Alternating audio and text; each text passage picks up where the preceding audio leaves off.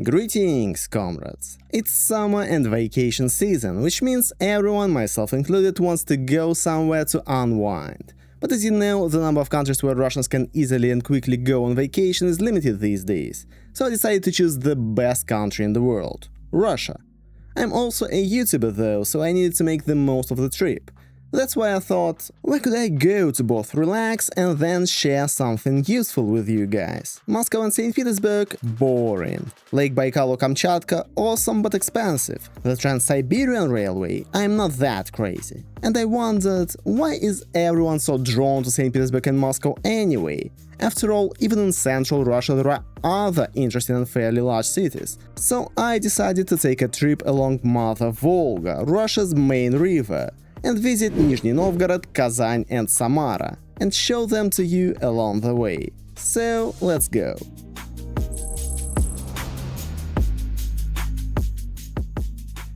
Just a couple of notes right off the bat. This will indeed be a video diary recounting my 2-week trip through Russia in chronological order, but don't expect a high-quality full-fledged vlog. This is my first time, you know. I'll try to focus more on the history of the cities, their unique features, interesting facts, and all that might attract a foreigner who's decided to explore Russia a little deeper than the usual tourist hotspots. Second, why these cities in particular? What do they have in common besides, as I mentioned, the Volga River? Well, first of all, these are indeed the largest cities in central Russia, excluding Moscow and St. Petersburg. They rank 5th, 7th and 11th in the country by population. Second, they're very different, and I believe that each of them can show you a new side of Russia, a more authentic Russia compared to the perfectly polished Moscow. Third, this will be my first time there myself. And finally, I forgot to mention one important detail. I decided to travel by car. And these cities fit perfectly into a single route, which looked something like this. So, one beautiful July morning, I set out from Moscow for Nizhny Novgorod. To be honest, the decision to go on a road trip in the midst of the worst fuel crisis in the last 30 years was interesting. And as soon as I left the city, I immediately noticed that the sky was covered with some strange clouds. Spoiler alert, those were not clouds.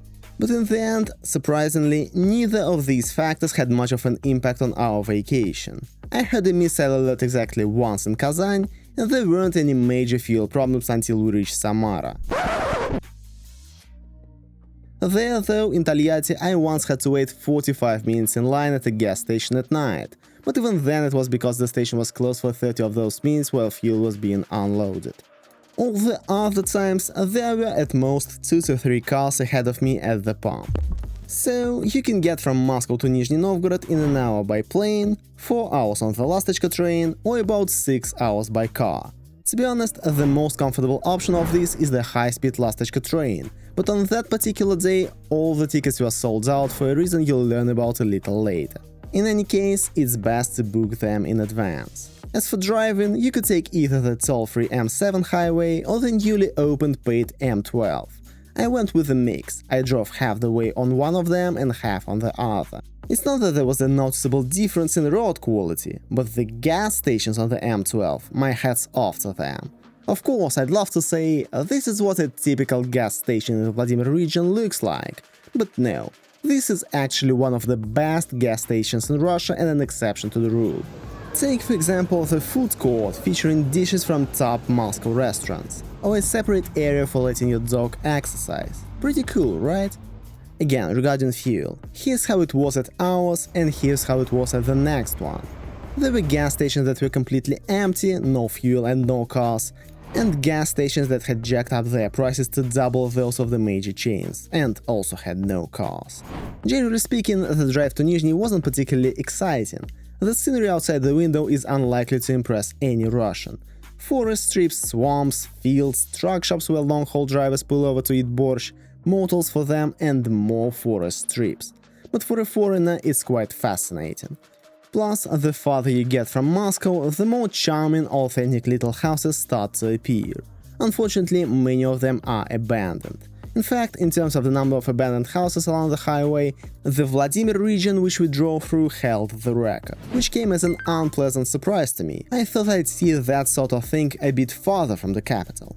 Anyway, after 6 hours, you'll arrive in Nizhny Novgorod, where you'll be greeted by Lenin, of course. Who else would you expect? What is Nizhny Novgorod actually famous for? It is 805 years old. In the 19th century, it was known as Russia's Pocket, a nickname that highlighted the city's status as a center of trade and home to the famous Nizhny Novgorod Fair. In the 20th century, it was a sort of industrial Soviet Detroit, completely closed off to foreigners. Today, the city's main tourism slogan and brand is the capital of sunsets, thanks to the stunning views of the confluence of the Oka and Volga rivers in the city's center. In general, Nizhny Novgorod is divided almost in half by the Oka river. On the left is the lower city, a rugged industrial area, and on the right is the prestigious and historic upper city. We chose to live, of course, in the historic part, though not right at the very center. On the very first day we headed to the other side.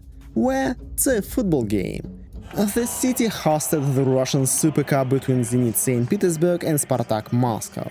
That's why there were no tickets available for Lastочки and why housing prices skyrocketed to outrageous levels. It's the biggest rivalry in Russian football, comparable to Real Madrid vs Barcelona match somewhere in Valencia. Everyone wanted to go. But more on accommodations and prices in Nizhny Novgorod a bit later. The city's stadium is located in a gorgeous spot, the so-called Strelka, and as you might have guessed, it was built for the World Cup in Russia. Right now, the local team plays in the second-tier league, but for matches like this, the city fills all 400 seats in the stands. The match was fantastic. The atmosphere, the goals, the penalties, the brawl, everything was perfect. The only downside was that Spartak conceded a goal in the last minute and then lost the penalty shootout.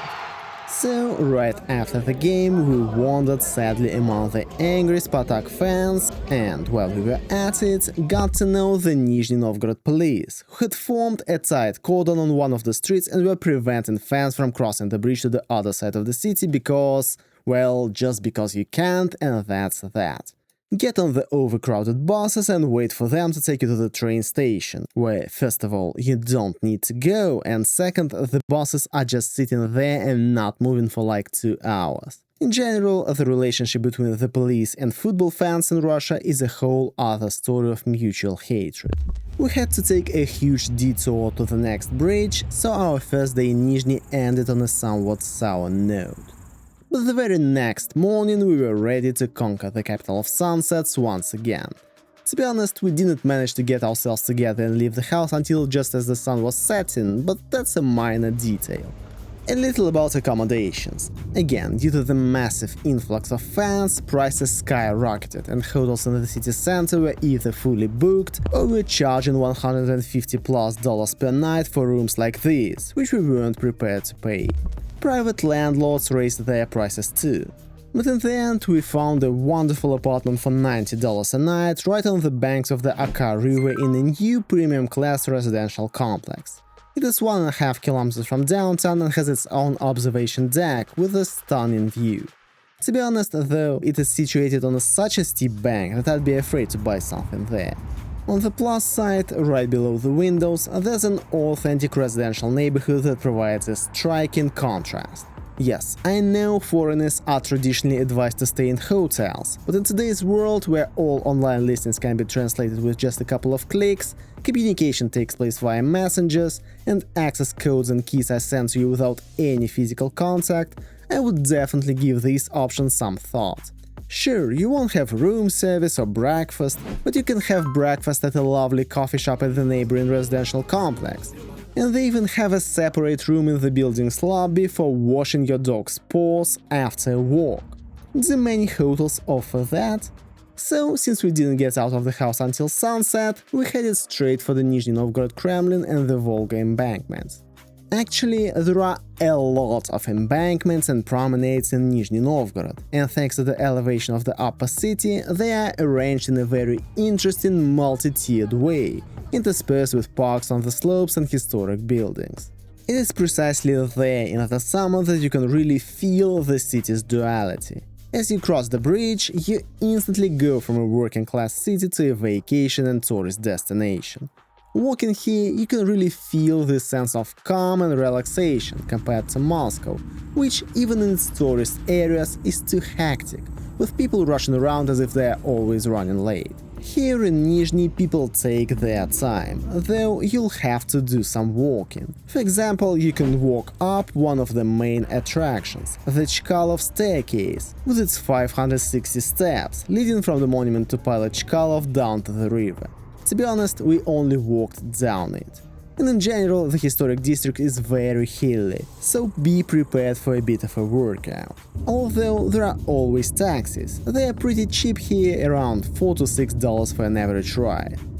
Overall, prices here seem to be about 1.3 to 1.5 times lower than in Moscow, while the level of service is still good, which is nice. The Nizhny Novgorod Kremlin is the second largest in the country after the Moscow Kremlin. It is unique primarily because of the elevation difference of its slopes. The upper and lower parts of the fortress are full 82 meters apart in height. What's more, it's the only Kremlin in the country where you can walk the entire length of the battlements along the inner wall. Just imagine what a chance this is to feel like a 16th century defender of Russia against the race of the Kazan Tatars. And Nizhny Novgorod not only successfully defended itself, but also liberated others. Today, under the walls of Kremlin stands a statue of Minin and Pozharsky, the saviors of Moscow from the Poles in 1612. You've seen the famous statue in front of St. Basil's Cathedral on Red Square, the same guys. You can also find many museums in the Kremlin, including a wonderful art museum with numerous works by the finest Russian artists. There was also a beautiful cable car nearby, running between Nizhny Novgorod and the town of Bor on the other side of the Volga. It's one of the longest cable cars in Europe used for daily public transportation, but it was closed the day following this incident. But when it reopens, be sure to give it a try, the views are amazing. As for us, we ended the day with football again, watched Kukureya eating messy like paella and washed it down with some local craft beer. It was actually pretty good. So, in the end, since we'd set aside 3 to 4 days for each city, we had just one full day left for a proper tour of the rest of Nizhny Novgorod. But nothing's impossible, right? We started of course with the churches. There are over 90 of them in Nizhny Novgorod, so you'll totally visit at least one. We went to a spot where there were 3 right next to each other, a Russian Orthodox church, an Armenian church and a Protestant one. Each had its own vibe, but the Armenian one looked the coziest.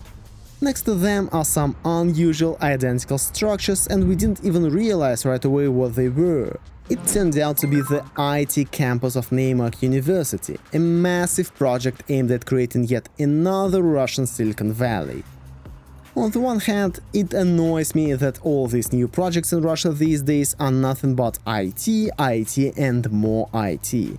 On the other hand, to be honest, it looks very nice, and most importantly, it's right in the city center, unlike some previously built projects which will be featured in the next episode. By the way, these are just dormitories, the academic buildings are still under construction. In general, the constant construction is one of my main impressions of Nizhny Novgorod. There's a sense that the city is constantly developing and changing. I don't know if it's changing for the better, I let the locals tell me that. My second unexpected impression is the abundance of graffiti. It's everywhere, just everywhere. And it covers a wide range of themes. Folk, patriotic, military, furries… wait, furries? When it comes to architectural features, the city has many pre-revolutionary buildings. And there seems to be slightly less typical Soviet-era housing than an average post-Soviet city, even in the industrial and residential lower city. By the way, that's where we headed on our third day, by metro. The metro system in Nizhny is very curious. First, in the historic part of the city where 40% of the population lives, there's only one metro station, and 14 in the other half. Second, there are 2 lines that intersect, but they don't run in a straight line. Each has its own curve. And of course, don't expect the luxury of old Moscow metro stations here, but otherwise everything's pretty good. Actually, don't assume that the other half of the city consists only of factories and Soviet-era buildings. That's far from the truth. For example, there's the magnificent Nizhny Novgorod Fair building, a restored relic from the Tsarist era when this entire neighborhood was the largest market in the empire and gold flowed like a river through the streets of Nizhny Novgorod. Nowadays it's quieter and more peaceful here. Fairs and festivals are held only occasionally, but you can always buy souvenirs from local artisans. And of course, Strelka, the most beautiful spot in the city. It's even more stunning in daylight than at night. First, there's a magnificent view of the entire historic part of the city and the confluence of the dark waters of the Oka and the light waters of the Volga. Second, there's the monumental Alexander Nevsky Cathedral, which miraculously survived the Soviet era. They wanted to tear it down and build a lighthouse with a Lenin monument in its place. It's a good thing they didn't. The cathedral's roof turned out to be a perfect spot to protect the city from German air raids during World War II. And of course, there's already a Lenin monument in the city. Finally, on Strelka you can find some other remnants of the city's past. For example, the pagauzy, open-work metal structures that were assembled in the 19th century for all Russian exhibitions, and have now been given a new lease on life as art installations. Turning various objects into something else is a long-standing tradition in Nizhny Novgorod. For example, nearby, an ordinary transformer booth has been transformed into a trendy cafe. Overall, I was really impressed by the abundance of historic buildings that the city is striving to maintain and restore. Nizhny Novgorod reached its peak in the 19th century, and this heritage must be preserved at all costs. An entire urban community is dedicated to preserving neighborhoods of unique wooden houses. For example, in the area around the Church of the Three Saints, on Korolenko, Slavyanska and Studeная streets, as many as 35 wooden houses have been preserved, with regular guided tours, performances and live music concerts. There are other examples of architectural excellence, such as the State Bank building. But in my opinion, the most beautiful building in the city is the estate of Sergei Rukavishnikov, son of Mikhail Rukavishnikov, the Iron Old Man and the sole supplier of iron in the Nizhny Novgorod Governorate. The son himself went down in history just as the owner of the province's most luxurious mansion. But hey, kudos for that too. It's a very beautiful house both inside and out, and it now houses a local history museum. Peter the Great, for example, was far more modest, which is why his house in Nizhny isn't quite as impressive from the outside. Then we watched the sunset on our last day from another riverbank, Fedorovsky Embankment, and headed to the city's main pedestrian street, where, as you can imagine, life doesn't slow down one bit after dark. Spoiler alert, every next city also has streets like this, similar to Moscow's Arbat. As for culinary specialties, they are proud of Gorodetsky Pryaniks here. But as someone born in Tula, I can confidently tell you, there's only one true pryanik capital in Russia. On the other hand, there are plenty of Russian restaurants here that foreigners are sure to enjoy. For example, Pyatkin, located in an old merchant's house, Yale with its stucco moldings, ceiling murals and cocktails named after Pushkin, or Samovar da Utki, featuring traditional Volga recipes. We, as Russians, were actually more interested in Rождественская Street and its bar-hopping scene. And of course, in 3 days we didn't even see half of the city sides. We only walked right through the imposing Kremlin and didn't even take the funicular down. We really wanted to see this Gromazeka from the Mystery of the Third Planet, but we totally forgot about him on our last day. There's also the huge Switzerland Park, the Sholokovsky Hutor with 16 monuments of old wooden architecture, the apartment of Soviet writer Maxim Gorky, after all, the city was named Gorky for 60 years, art exhibitions literally in the midst of the ruins of a mansion dating back to 1822, a 1920 communal house that embodies the unfulfilled future of Soviet society, numerous monasteries and churches, and even the entire museum town of Gorodets, a center of all crafts, just a half-hour drive away. Or you can simply buy a tram ticket and ride along the Oksky descent to enjoy the breathtaking views once again. But it was time to leave, so after lying on the beach by the Volga rowing canal, people don't swim in the Volga itself here, it's a bit murky, we headed toward Kazan, a city where the Islamic and Orthodox worlds blend seamlessly. What can I say about Nizhny Novgorod? I really like this city. It's the perfect blend of vacation/tourist and business vibes, literally split right down the middle. There isn't any breathtakingly luxurious nature or unique must-see attractions here, but walking through the old streets you can still easily sense the spirit of wealth and prosperity from the days of the Russian Empire. I feel like the most impressive thing to see here is the Volga River with its hills, embankments, sunsets and parks on the slopes. But that's what makes it so cool. Don't forget that Nizhny Novgorod is also the center of Russian river tourism. There are tons of yachts, ships and motorboats here, even though the city is thousands of kilometers from any sea.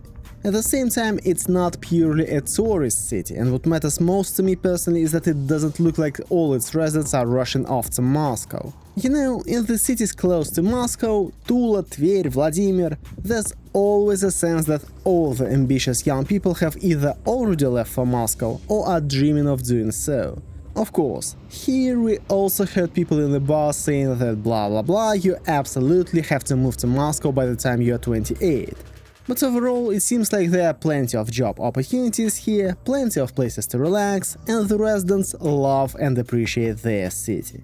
And that's the main thing. Thanks for watching. So guys, what do you think? Do you like this new format or not really? Let me know in the comments below. And as always, a huge shout out to my biggest supporters: Yelizaveta, Zakharova, Kirill, Klimuk, Petar, Ilic, Lyudmila, Ilyanova, Jonathan, Schulze, and one more member who wished to remain anonymous. See you guys next time.